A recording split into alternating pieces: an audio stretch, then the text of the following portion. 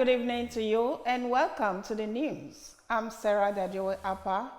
Here are the highlights. Stakeholders call on federal government to prioritize construction of the East-West Road for its economic importance. Nigeria Labour Congress, NLC, threatens to shut down the country for a month over plan to deregulate national minimum wage. Plus, final year students of the Niger Delta University, NDU Amasuma, beaten to death.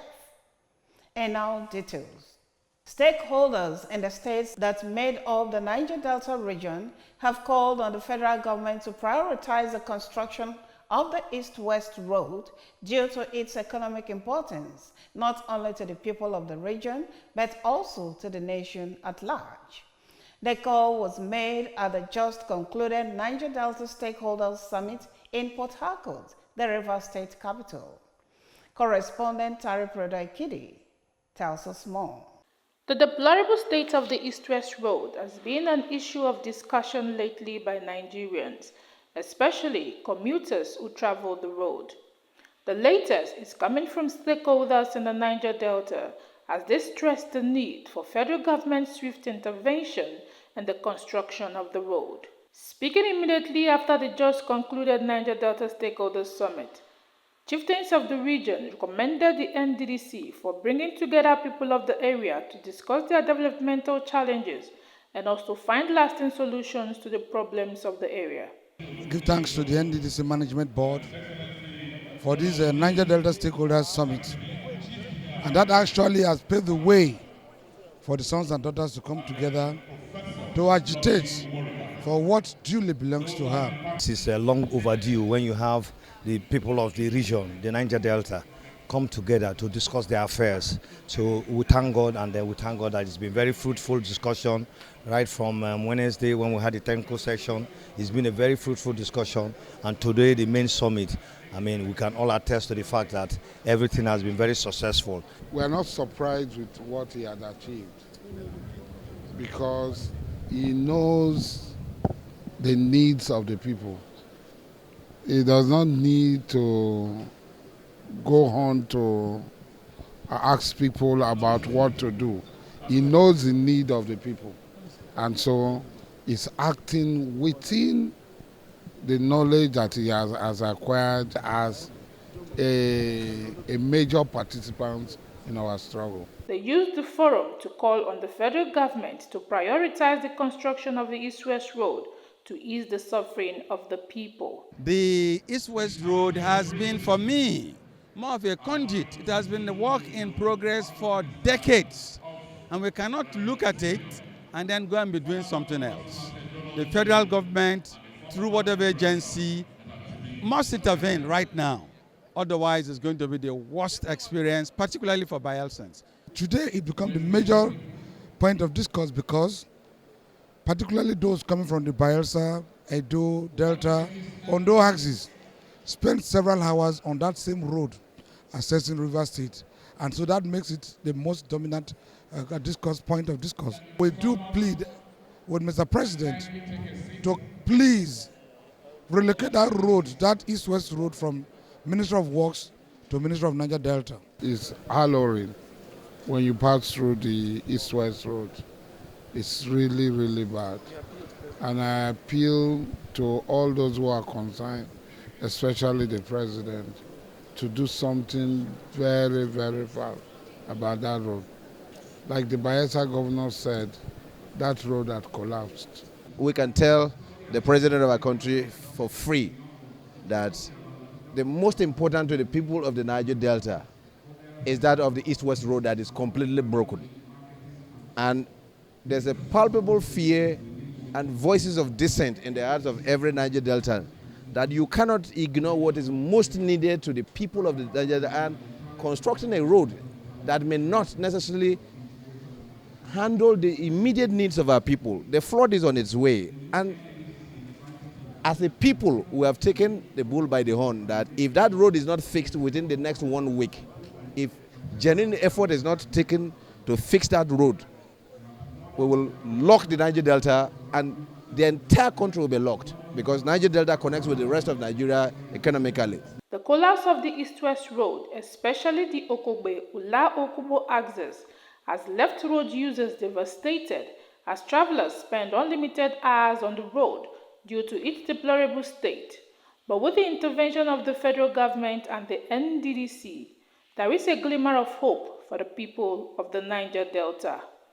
Tariprido Ikidi, reporting for NDTV News. Sequel to the Supreme Court judgment granting financial autonomy to the 774 local government councils in the country, the Deputy Governor of Bayelsa State, Senator Lawrence Erojakpo, has clarified that the state government only supervises the councils to drive grassroots development. Senator Erojakpo stated this on Tuesday when the Bayelsa State chapter of the Nigerian Union of Local Government Employees, NOGE, paid him a courtesy visit in Government House, Yenagoa. He said a joint account with the councils had afforded government the opportunity to supervise its 8 councils for prudent utilization of funds to execute rural projects in the various local government areas. Senator Erojakpo restated that the Bayelsa government augments the payment of primary school teachers' monthly salaries in addition to giving funding support for primary health care services and education authorities across the state. He, however, pointed out that the convocation of the summit will depend on the outcome of the Nigerian Governors Forum meeting scheduled for this week to review the Supreme Court judgment on local government autonomy. Speaking earlier, the state NOGE president, Comrade Tangod Singer, expressed fears that the laudable local government reforms initiated by the present administration might not be sustained if local governments are left without supervision from the state government. He therefore called on the government to convene a stakeholders summit to discuss and work out modalities on how to safeguard the local government reforms in the state vis-a-vis the recent Supreme Court ruling on local government autonomy. It was a dark Tuesday as tragedy struck in Amasuma community in Bayelsa State, where a student of the Niger Delta University, NDU, was allegedly beaten to death by a group of youths from Amasuma. The victim, Francis Pelowe Asayomo, a final year student of the Faculty of Social Sciences, was allegedly beaten to death over a 150 naira dispute to climb a sand dump located at Endi Pele quarters in Amasuma community of Bayelsa State. In another development, at the time of this report, a statement by the Students' Union President, SUJ, Comrade Enrico Cavallari, and the Public Relations Officer of the Union, Comrade Desmond Heyufonria, said there had been shootings in the community resulting to a chest and hand injuries sustained by a female student at the Clinical and Health Sciences Faculty, CHS. At the time of filing this report, the SUG president had urged the university community to remain calm, stay indoors, and avoid any form of attack. Currently, the alleged killers of the 400-level students are at large. The NDU Students' Union body promised that justice will be served. Moving on to national issues, the Nigeria Labour Congress NLC threatens to shut down the country for a month in protest against plans by the National Assembly to deregulate the national minimum wage. NLC's threat came as the nation awaits a new national minimum wage following months of negotiations between organized labor, the federal government, and the organized private sector. NLC President Joe Ajero declared the position of the union while speaking on the sidelines of the 67th Nigeria Employers Consultative Association Annual General Meeting in Lagos. He submitted that NLC had proposed many options apart from the amount of the minimum wage, which, if government had addressed long before the removal of oil subsidies would have saved Nigeria from the current challenges. Meanwhile, the minority leader of the House of Representatives, Mr. Kingsley Chinda, said there is a proposal before the National Assembly Committees on Constitutional Review to move the minimum wage from the exclusive list to the concurrent legislative list. The minority leader's clarification came against the backdrop of Ajero's position that the parliament had begun moves to decentralize minimum wage to enable states fix what is convenient for them to pay. And on the international scene, hundreds of demonstrators take to the streets in Nairobi and other cities to demand President William Ruto's resignation. Police have fired tear gas to disperse anti-government protesters who took to the streets of Kenya, demanding that embattled President William Ruto resign. Tuesday's demonstrations, spanning from the capital Nairobi to the southern coastal town of Mombasa, are the latest bout of unrest since government planned tax hikes prompted mass anger in mid-June. Reporting from Nairobi, Malcolm Webb said police fired tear gas all day long and used water cannon to disperse crowds. The streets are littered with the empty canisters that have been exploding for hours. In the nearby town of Kitengela, some 200 protesters burned tires and chanted, "Ruto must go." At least one person was killed, according to a witness quoted by the Reuters news agency. In Mombasa, in the south, more protesters marched waving palm fronds, footage from Kenya. They are frustrated by years of stagnating wages and corruption, seen as worse than ever, said Webb, noting that the tax plan was merely the straw that broke the camel's back. The demonstrations that started peacefully last month soon spiraled into violence, with some protesters even briefly storming Parliament and police opening fire.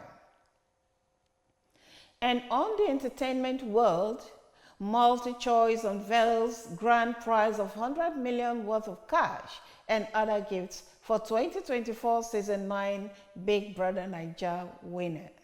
For details of this and more on entertainment news, let's join Ibrahim Assanat. Organizers of Big Brother Naija reality TV show MultiChoice has finally announced the grand prize of 100 million naira worth of cash and a brand new SUV for the 2024 Season 9 winner. According to the head of content and West African channels, Busola Tejumola, who shared details of this on social media, including the premiere date of the show, which is set for 7 p.m. on Sunday, July 28, across all African Magic channels, and to conclude on the 6th of October 2024 after 71 days of intense competition.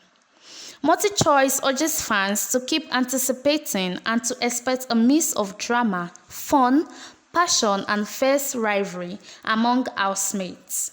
However, this revelation has generated a range of funny reactions from fans and lovers of the reality show because the prize is 20 million naira lesser than last year's reward of 120 million naira cash in the All Stars Season 8 edition won by Ilebaye Odinaya, setting a high standard for future candidates to meet. Also on entertainment news, Nigerian Afrobeat singer and multiple award winner Divine Ikubo, popularly known as Rema, has discussed the creative innovation behind his second album, A His, during its launch party in London recently. Rema revealed that the album aimed at preserving Afrobeat authenticity amid global influence, and it was inspired by Afrobeat icons such as Don Jazzy, Tubaba, Olamide, P-Square, and Timaya. At the event, he voiced his concern about Afrobeat becoming diluted in the quest for global appeal. potentially allowing others to replicate the sound and win awards with it. He urged his peers to uphold the genre's authenticity. He highlighted the importance of Nigerian artists preserving Afrobeat culture to maintain dominance in the African music scene. He acknowledged the rise of the South African Amapiano in Nigeria, but stressed the need to keep Afrobeat prominent. I am Ibrahim Asenat, reporting for NDTV Entertainment News. And to the ever-busy world of sports, former Flying Eagles coach Ladan Bosso has been named the new technical director of Nigerian Premier League team, Bayelsa United. For details of this and more sports stories, let's join Ayemi Miene. According to SoccerNet, former Flying Eagles coach Ladan Bosso has been named as the new technical director of Nigerian Premier League team Bayelsa United. Bosso is amongst the most seasoned football coaches in Nigeria. As the under-20 national team's coach, he began his employment with the Nigerian Football Federation in 2007. In his role as Flying Eagles coach, Bosso guided the team to 2007 Under-17 World Cup quarterfinals, but following a string of underwhelming outcomes, he was fired in 2009. Following that, the 53-year-old started managing in the local league before rejoining the Flying Eagles as coach in 2020. He had positions at Kano Pillars, Wiki Tourist, Bayelsa United, Abia Warriors, and El Kanemi Warriors. Even so, Bosso's performance as the under-20 coach was lackluster. The team was eliminated in the World Cup quarterfinals and did not advance past their group at the most recent All-African Games. The under-20 squad has not yet played since March. According to a report that surfaced on Tuesday, Bosso was promoted by the NFF to coach the under-23 team. But in an interview with SoccerNet, the former El Kanemi manager refuted those discussions. After just a few hours, MPFL team Bayelsa United declared that Bosso had agreed to a new deal. Bosso's goal for the upcoming season is to assist Bayelsa United in finishing well in the MPFL. As for the under-20 and under-23 teams, the NFF has not yet named a new head coach. A Nigerian man, 24, has shattered the record by playing a soccer video game non-stop for over 3 days. Playing a soccer game, Oside Oluwole, also known as Coded, achieved the longest video game marathon, clocking in at 75 hours. He greatly exceeded the previous record of 50 hours, which was set in 2022 by David Whitefoot, an Englishman. The certified biochemist Oside, who is now employed as a car dealer in his hometown of Ijebu-Ode, tried to break this record in order to raise funds for his local hospital. Oside played the mobile game Dream League Soccer 2023 on his iPhone, which he connected to a TV screen, in contrast to the 7 previous record holders who used either FIFA or Pro Evolution Soccer during their attempts. Since downloading the free-to-play soccer simulation for the first time in 2016, Oside has been a devoted fan. In an attempt to break the record, he participated in over 500 matches. For every hour of gaming, he accrued 5 minutes of rest time, which was when he was allowed to eat, nap, or use the restroom in accordance with our regulations for all longest marathon records. I really enjoyed myself playing for 75 hours straight with just some hours of rest, he said. It wasn't an easy task, but I must say it was all fun. It was such a great moment. The event was very interesting and I'm very grateful to God that it was successful. Honorable Sheun Adesanya, a member of the Ogun State House of Assembly, congratulated Oside on finishing his record attempt and stated in a press release, "The Guinness World Records title is a testament to Mr. Oluwole's dedication, determination, and the countless hours of practice he invested in mastering the game. Oside now wants to play soccer video games, especially those on consoles like FIFA and PES series, and break more records." I am Ayemi Miene for NDTV Sports. To end the news, we'll take another look at stories that made headlines.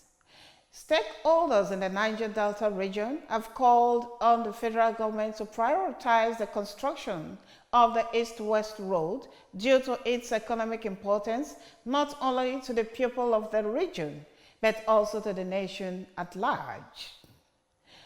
We also brought you a report that the Nigeria Labour Congress (NLC) threatens to shut down the country for a month in protest against plans by the National Assembly to deregulate the national minimum wage.